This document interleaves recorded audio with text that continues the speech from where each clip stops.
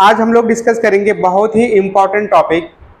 ये अगर important topic अगर आप समझ लेते हैं, याद कर लेते हैं, तो आपसे जो क्वेश्चन पूछा जाता है समतुल्य धारिता के बारे में कि समतुल्य धारिता निकाल के बताएं, तो बिल्कुल ही 2 मिनट के अंदर बन जाएगा अगर ये प्रॉपर्टी को याद रखते हैं तब। और बहुत ही आसान प्रॉपर्टी है, कोई भारी भरकम नहीं है, बिल्कुल ही आसान है, बस उसको आपको यूज करना है। ठीक है, कुछ इस पे आधारित न्यूमेरिकल बनाने हैं तो बिल्कुल याद हो जाएगा। बस अगर आप इसको याद कर लिए तो बड़ा से बड़ा क्वेश्चन आप बहुत ही कम समय में बना सकते हैं। 1 मिनट में बना सकते हैं, 20 सेकंड में बना सकते हैं, 50 सेकंड में बना सकते हैं। ठीक है, तो देखिए क्या है प्रॉपर्टी। तो ये समतुल्य धारिता का जो महत्वपूर्ण गुण है उसके बारे में डिस्कस करने वाले हैं। जो महत्वपूर्ण गुण है, ऐसे तो गुण बहुत सारे हैं लेकिन वो हम लोग के काम का नहीं है, यानी कि समतुल्य धारिता निकालने के लिए वो ज्यादा यूजफुल नहीं होता, लेकिन ये गुण आपको रामबाण की तरह यूजफुल होता है। तो ये क्या है, तो आज हम लोग डिस्कस करेंगे किसका, श्रेणी क्रम संयोजन का महत्वपूर्ण गुण। आपका समांतर क्रम का, समांतर संयोजन का हमने देखा था, उसका वीडियो आपको मिल जाएगा इस वीडियो के डिस्क्रिप्शन लिंक में, और वहां पे आपको जाके देख सकते हैं कि समांतर संयोजन जब होगा तो उसके लिए समतुल्य धारिता का क्या प्रॉपर्टी होता है, वो कैसे कार्य करता है। ठीक है, तो उसका आपको लिंक मिल जाएगा, उस पर आप चाहें तो देख सकते हैं। और ये आप इस वीडियो में क्या मिलेगा, श्रेणी क्रम संयोजन का। तो इसमें जो है क्या प्रॉपर्टी होता है उसको समझिए। तो प्रॉपर्टी समझने से पहले आपको पहले पहचानना होगा कि जो संयोजन है, जो नेटवर्क दिया गया है, जो फिगर दिया गया है संधारित्र का, वो समांतर संयोजन है या श्रेणी संयोजन है, यानी कि पैरेलल कॉम्बिनेशन है या सीरीज कॉम्बिनेशन है। तो पैरेलल वाला तो देख रहे थे, तो इसका क्या है, पैरेलल के बारे में डिस्कस कर चुके हैं, तो उसके बारे में आपको जानना है कंप्लीट इंफॉर्मेशन, तो वीडियो पे जाइए और देखिए। और इसमें क्या हम लोग करेंगे, सीरीज के बारे में। तो सीरीज के लिए क्या होता है, देखिए सीरीज यही है आपका। ठीक है, सीरीज संयोजन यानी कि श्रेणी क्रम संयोजन यही है। तो इसमें क्या आपको देखने को मिल रहा है, देखिए इसमें आपको 2 टर्मिनल मिल रहा है, ये और ये, ए और बी। ये क्यों मिलता है, क्योंकि यहीं से तो हम लोग क्या लगाते हैं, बैटरी लगाते हैं। क्या लगाते हैं, बैटरी, यानी एक पॉजिटिव और दूसरा नेगेटिव। तो 2 सिरा तो मिलेगा, 2 टर्मिनल तो मिलेगा। ठीक है, अब इन्हीं के बीच आपसे बोलेगा कि ये एन कैपेसिटर है, तो एन के बदले कोई अकेला संधारित्र लगाइए जो एनर्जी उतना ही संचित करे जितना ये सब मिल के कर रहा है। तो उस संधारित्र का नाम क्या पड़ता है, समतुल्य संधारित्र। ठीक है, सिंपल सी बात। अगर 10 आदमी मिलके कोई काम करता है एक दिन में, और वही काम एक ही दिन में अकेला आदमी काम कर लेता है, तो हम लोग क्या बोलते हैं कि ये 10 के बराबर है, ये 10 के समतुल्य है। तो सेम चीज यहाँ पे भी है। अगर सब मिलके जितना एनर्जी स्टोर कर रहा है ए और बी के बीच, ए और बी के बीच आप एक कैपेसिटर लाएंगे और वो भी उतना ही एनर्जी स्टोर करेगा, तो हम बोलेंगे कि वो इन सब का क्या है, समतुल्य है। मतलब सबको रिप्लेस करके कितना लाना है, 1, और उसका क्या कैलकुलेशन है वो हम लोग अभी जस्ट देखने वाले हैं। तो ये आपका पहले चीज हम लोग किस पे आ रहे थे कि सीरीज कैसे पहचाने, श्रेणी क्रम है ये कैसे पहचाने। तो देखिए श्रेणी क्रम में क्या है, हर एक पैरेलल प्लेट कैपेसिटर या कोई भी कैपेसिटर हो, 2 प्लेट होते हैं। यहाँ पे कितने प्लेट है, 2, 1 2, इसके पास भी 2, इसके पास भी 2। तो क्या देखिए, पहला प्लेट जो है वो एक टर्मिनल से जुटा है, दूसरा प्लेट फिर पहले प्लेट के एक प्लेट से, फिर इसका दूसरा प्लेट, फिर इधर एक प्लेट है उससे, फिर इसका लास्ट का प्लेट दूसरे टर्मिनल से। मतलब अगर इसको लेफ्ट बोले और इसको राइट बोले, इसको भी लेफ्ट, इसको भी राइट, इसको भी लेफ्ट, इसको भी राइट, तो देखिए तो राइट किस से, प्लेट और प्लेट के कॉम्बिनेशन, राइट लेफ्ट से, राइट लेफ्ट से, और एक राइट टर्मिनल से और एक लेफ्ट टर्मिनल से। मतलब राइट लेफ्ट कॉम्बिनेशन होता है। और साथ ही साथ बीच में कोई भी रास्ता ओपन नहीं होना चाहिए, बीच में कोई भी तीसरा पाथ नहीं पास करना चाहिए। जैसे अगर इधर से ऐसे कर देते हैं तब ये सब सीरीज में नहीं कहलाएगा, तब सीरीज में नहीं कहे, क्योंकि जैसे ये कनेक्ट हुआ तो इसके बीच में एक और कनेक्ट हो गया है, तो ये सीरीज का पार्ट नहीं हुआ। ठीक है, तो बीच में कुछ नहीं होना चाहिए। क्लियर। तो ये है आपका सीरीज पहचानने का नियम कि एक का लेफ्ट दूसरे का राइट, फिर उसका लेफ्ट तीसरे का राइट, फिर उसका लेफ्ट चौथे का राइट। और टर्मिनल जो है एक ही प्लेट से जुटा रहता है, एक टर्मिनल एक प्लेट से और दूसरा टर्मिनल भी एक ही प्लेट से। जैसे एक टर्मिनल एक ही प्लेट से जुटा है और एक टर्मिनल एक ही प्लेट से जुटा है। क्लियर। चलिए, तो ये था आपका सीरीज का। अब श्रेणी क्रम में जो समतुल्य धारिता होता है उसका फॉर्मूला आप लोग जानते हैं, कितना होता है 1/C इक्विवेलेंट बराबर 1/C1 प्लस 1/C2, कहां तक 1/Cn तक, जहां संधारित्रों की संख्या कितना लिए हैं n, तभी यहाँ पे Cn मिला। क्लियर। अब इन सब के बदले देखिए ये तुल्य निकाल रहे हैं, एक अकेला कैपेसिटर आया है, सॉरी क्या आया है, एक अकेला, और इसी का नाम क्या पड़ता है समतुल्य संधारित्र, और इसकी धारिता का नाम पड़ता है समतुल्य धारिता। तो इन सब के बदले एक अकेला आया है, तो C इक्विवेलेंट बराबर क्या होगा, यही आपसे जानना चाह रहा है। ठीक है, तो ये तो फॉर्मूला हम लोग जान लिए, लेकिन ये फॉर्मूला जो है आपको तो किसी भी क्वेश्चन का सॉल्यूशन दे सकता है, लेकिन ये टाइम लेगा। ये क्या लेगा, आपको टाइम लेगा, 5 मिनट 7 मिनट ले सकता है। लेकिन इसी का प्रॉपर्टी, इसी का अगर हम गुण के रूप में याद रखें, जो प्रॉपर्टी है और स्पेशल जो चीजें हैं, तो आपको वो 1 मिनट में क्वेश्चन बना के दे दें। ठीक है, चलिए तो उसको डिस्कस करते हैं। देखिए आपका पहला प्रॉपर्टी है, गुण नंबर फर्स्ट, किसका, श्रेणी संयोजन के लिए। कहता है कि यदि सभी धारिता समान हो, सबका मान समान हो, मान के चलिए 10 संधारित्र को जोड़ा गया है और 10 का धारिता समान है, सबका 2 फराड 2 फराड 2 फराड 2 फराड समान हो, तो धारिता समान हो तो तुल्य धारिता से n गुना घट जाता है। धारिता से कितना गुना घट जाता है, n गुना, और समांतर में क्या था, n गुना बढ़ जाता है। अगर समान है तो उसमें n गुना बढ़ जाता है, उसका डिस्कस किए थे उस वीडियो में। तो यहाँ पे क्या है कि n गुना घट जाता है। अब जैसे देखिए एग्जाम्पल में, एग्जाम्पल क्या है आपका कि यहाँ पे C इक्विवेलेंट बराबर क्या है, C/n, जहाँ n क्या है संधारित्रों की संख्या, C क्या है एक संधारित्र की धारिता, जैसे ऐसे समझिएगा, यहाँ पे ऐसे सबको समान लेना है, क्वेश्चन नहीं है, स्पेशल प्रॉपर्टी है, स्पेशल गुण है। तो ये C सब समान है, तो कितना संख्या हो गया, 1 2 3, तो इन तीनों के बदले जो अकेला आएगा उसका धारिता कितना होगा, तो C इक्विवेलेंट, किसी एक का C उठा लेना है क्योंकि सब बराबर है, C बटा में कितना संख्या है 3, तो C बटा में 3, बस ये इजी हो गया। बिल्कुल, अगर ये प्रॉपर्टी आप याद रखते हैं तो आपको जो बड़े बड़े नेटवर्क दिए रहते हैं, फिगर दिए रहते हैं, वो बिल्कुल ही आसानी से बन जाएगा। तो C इक्विवेलेंट बराबर क्या हो गया, C/n, यहाँ पे 3 था तो 3 ले लिए, 4 रहता तो n बराबर 4 लेते, 10 रहता तो n बराबर 10 लेते। चलिए अब आगे एक्सप्लेनेशन, आखिर ये आया कहां से, तो हम लोग जानते हैं कि 1/C इक्विवेलेंट बराबर 1/C1 1/C2 कहां तक, 1/Cn तक। अब सबका मान बराबर है, क्वेश्चन में ही है, केस में ही है कि यदि सब धारिता समान हो तभी ये कॉन्सेप्ट लगाएंगे, अगर समान नहीं रहेगा तो ये कॉन्सेप्ट नहीं लगाएंगे, ये प्रॉपर्टी यूज नहीं करेंगे।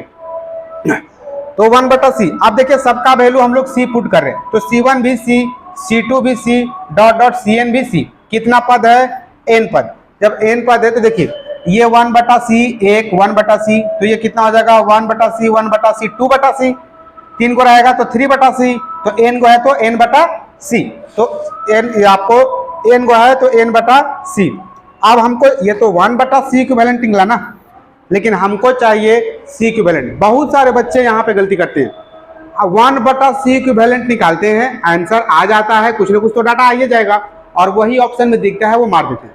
इसको हमेशा ध्यान रखिएगा, 1/C इक्विवेलेंट आप निकालें, लेकिन आपको निकालना क्या है, C इक्विवेलेंट। तो इसको क्या करना पड़ेगा, उलटना पड़ेगा, यानी कि नीचे वाला को ऊपर, ऊपर वाला को नीचे, तो इसको ऊपर कर दिए तो नीचे में 1 आ गया, तो C इक्विवेलेंट बटा में 1, नीचे में C है तो ऊपर जाएगा, ऊपर में n है तो ये नीचे आएगा, तो C बटा n, सेम चीज आ गया ये वाला। ठीक है, तो ये था आपका पहला प्रॉपर्टी, बहुत ही इंपॉर्टेंट। जैसे देखिए एग्जांपल इसका करते हैं,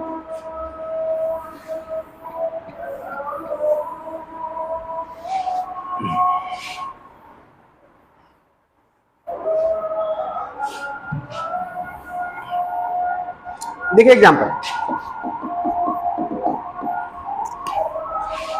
देखिए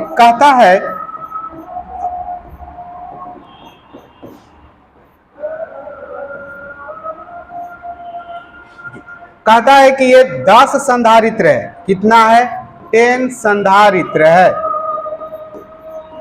10 संधारित्र है और इसका इक्विवेलेंट, इसका C इक्विवेलेंट जो आया है आपका दिया हुआ है, यदि C इक्विवेलेंट बराबर 3 माइक्रोफैराड है, ठीक है, तो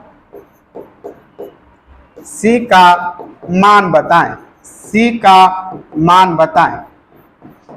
ये भी C है, ये भी C है, ये भी C है, ठीक है। क्या होगा? कहता है कि इसका इक्विवेलेंट जो है 3 माइक्रोफैराड है, मतलब ये 10 के बदले एक जो अकेला आ रखा है वो 3 माइक्रोफैराड है, ठीक है, 3 माइक्रोफैराड है। तो ये जानना चाह रहा है कि ये जो जोड़ा गया है उसका वैल्यू कितना होगा, उसका वैल्यू कितना होगा, आप ऑप्शन में बताइए। ऑप्शन में 3 ही होगा, ऑप्शन में 30 होगा, ऑप्शन में 60 होगा और ऑप्शन में नन होगा, यानी कि इनमें से कोई नहीं। क्या होगा बताइए? बहुत ही सिंपल क्वेश्चन। तो इसका क्या करना है, कुछ नहीं, ज्यादा दिमाग लगाना है।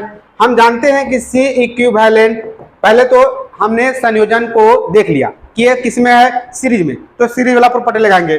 C इक्विवेलेंट बराबर, अब एक चीज और देखा कि सीरीज में तो है ही, लेकिन साथ ही साथ सबका मान भी बराबर है, और जब मान बराबर है तो इक्विवेलेंट क्या हो जाता है, उतना गुना घट जाता है, उतना गुना घट जाता है, मतलब n से भाग हो जाता है। तो C बटा में n।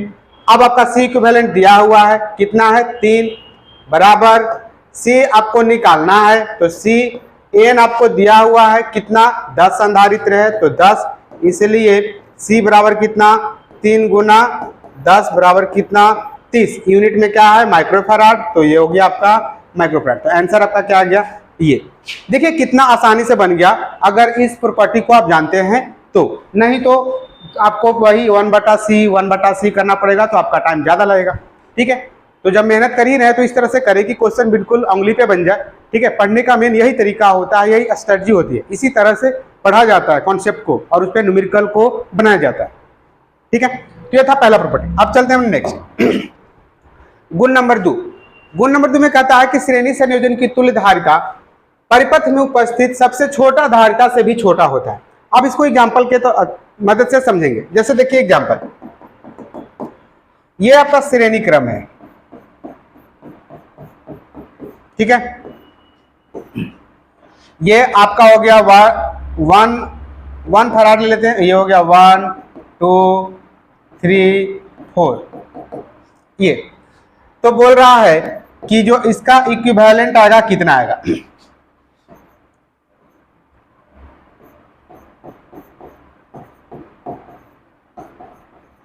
ऑप्शन आपको दे रखा है, देखिए ऑप्शन दे रखा है 6 फैराड, ऑप्शन है 6 फैराड, बी में है आपका 5 फैराड, सी में है आपका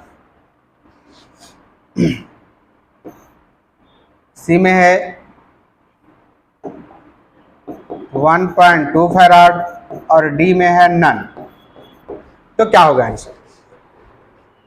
तो देखिए पहले क्या है कि आपको, आप चाहे तो कैलकुलेट करके आंसर लाइएगा तो मिल जाएगा, तो उसमें आपको 4 से 5 मिनट टाइम लग जाएंगे। लेकिन अगर ये प्रॉपर्टी आपका ध्यान में है तो मात्र 2 सेकंड में आंसर बनेगा। देखिए कैसे कहता है कि श्रेणी संयोजन की तुल्य धारिता परिपथ में उपस्थित सबसे छोटा धारिता से भी छोटा होता है। तो पहले तो आपको पहचानना है कि क्रम कौन सा है, समांतर है या श्रेणी। तो आपको दिख रहा है कि सबका left right left right left right है और बीच से कहीं भी कोई तार कनेक्टेड नहीं है, कोई भी तार निकला नहीं है, तो ये कैसा क्रम है, श्रेणी क्रम। चलिए जब श्रेणी क्रम जान गए तो हम 2 गुण जानते हैं कि यदि सबका मान समान हो तो तुल्य का जो वैल्यू आता है वो n गुना घट जाता है, यानी कि c बटा n हो जाता है। लेकिन यहाँ पे तो वो निकालने के लिए बोल नहीं रहा, ठीक है। अब आपको उससे हमको काम चलेगा नहीं, क्यों? क्योंकि सबका वैल्यू समान तो है नहीं, तो वो प्रॉपर्टी तो मेरे लिए यहाँ पे यूजफुल नहीं है।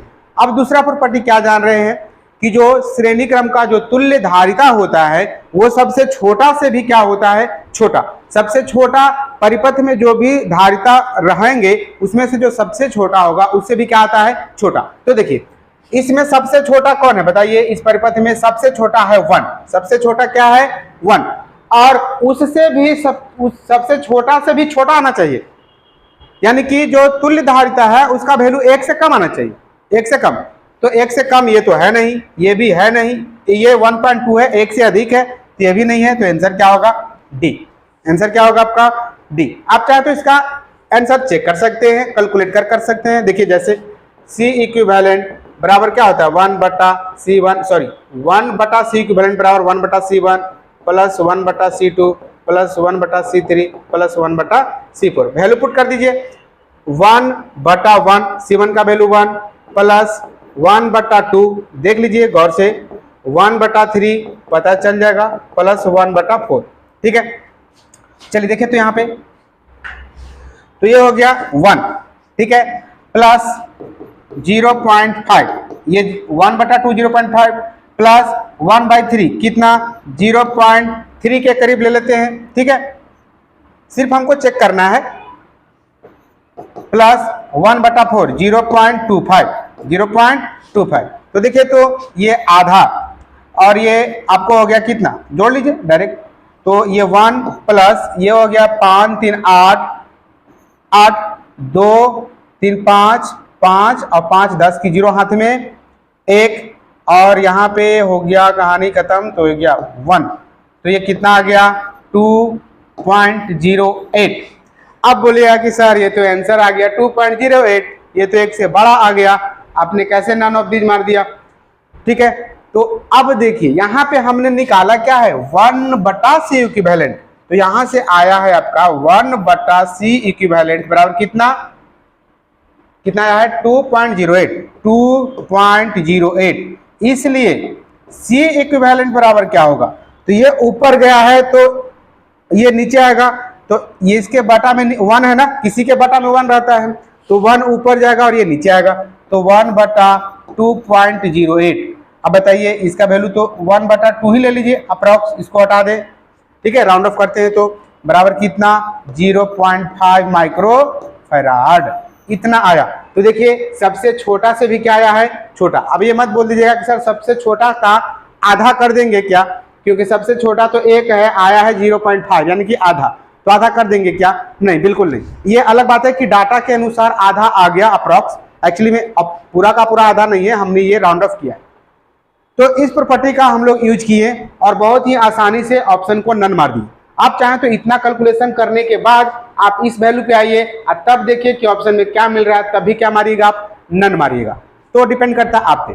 अगर आप लंबे प्रोसेस से जाते हैं ऑब्जेक्टिव बनाने के लिए तो आपका टाइम किल होगा और सब्जेक्टिव में भी मजा कुछ खास आएगा नहीं। सब्जेक्टिव में भी इस तरह का क्वेश्चन आते हैं, आपको नेटवर्क में 5 नंबर का क्वेश्चन आता है, 2 नंबर का भी आता है समतुल्य धारिता निकालने के।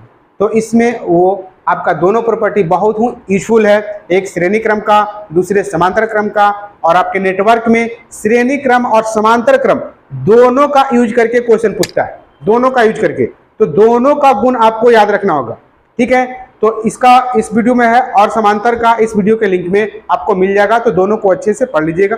ठीक है, और उस पर प्रैक्टिस कीजिए। क्लियर, चलिए मिलते हैं इसी तरह का धमाकेदार वीडियो के साथ, कंसेप्ट के साथ, और किस तरह से क्वेश्चन को अटेम्प्ट लेना है इस तरह का मेथड के साथ अगले वीडियो।